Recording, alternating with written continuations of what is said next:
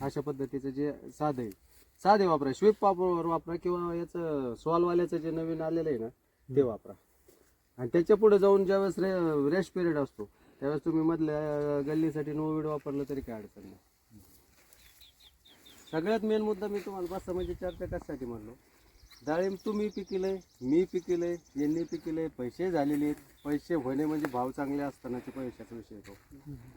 रेटनंच काम पुढे गेले. रेट ही जी लागवड जे चालू आहे सध्या हे फक्त पैसे झालेले दिसलेत म्हणूनच लोकांनी डाळिंब लावली. पण त्याच्या मागचं कष्ट, त्याच्या मागचं स्ट्रगल, त्याच्या मागचे प्रॉब्लेम हे कोणीच विचार करत नाही.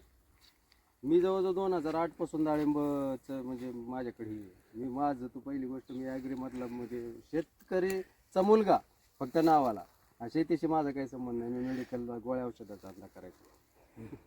पण 2008ला जेव्हा ह्या डाळिंबात आलो तेव्हापासूनचा अनुभव एकच लक्षात आता आला की भविष्यात आता जी लागवडी चालू झाल्यात लयच म्हणजे मी ज्यावेळेस 2008ला गावात डाळिंब लावा म्हणले, बाबा म्हणले तो बाप मस्त रे, तुझ्या बापाकडे पैसा आहे, तू काही करशील, बुडाला तरी तुला काय फरक नाही पडला. लयला आमचा नाही, मावस भाऊच मानला, आपले नाही ताकद मानला. आता लागवडीच प्रमाण, आता भविष्यात आपल्याला खर्च कमी करायचा आहे, भाव कमी सापडणार आहेत, आणि त्यातले त्यात उत्पन्न आपल्याला जे कॉटनमध्ये किंवा इतर पिकामध्ये एकरी 25-30-50 लाखाच्या आत उत्पन्न मिळतं. याच्या 2-1 लाख रुपयापर्यंत 1.5 लाख रुपयापर्यंत मिळेल एवढीच अपेक्षा ठेवायची.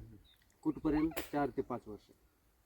त्यातली त्यात तुम्ही चांगली एक्सपोर्ट क्वालिटी निघली, रेसिड्यू फ्री निघला, युरोपला गेला, बांगलाला गेला, त्याचे 2 रुपये जादा इतरांपेक्षा झालं तर नको आहेत ना आपल्याला, नको नाहीच आहेत ना, झाले तर चांगलीच गोष्ट आहे. ब्रश कटर अवॉइडच करा. आता आम्ही ते बेटी गोरे सरांचं, बेटी गोरे सर ऑनलाईन आत्ता घ्यायला लागले. मी जेव्हा ऑफलाईन शिकवत होते त्यांच्या तिथं शेड होतं, तिथं जायचं, 8 दिवस राहायचं, 8 दिवस क्लासेस व्हायचे, तेव्हा मी तिथे गेलेलो. पण ते त्यावेळेचं नॉलेज हे ओरिजिनल होतं. आत्ताच्या नॉलेजमध्ये त्यांच्या स्पर्धाला झाली कोणी माणूस बाजारला डाळिंबाचं बाजारोपणा आला आता.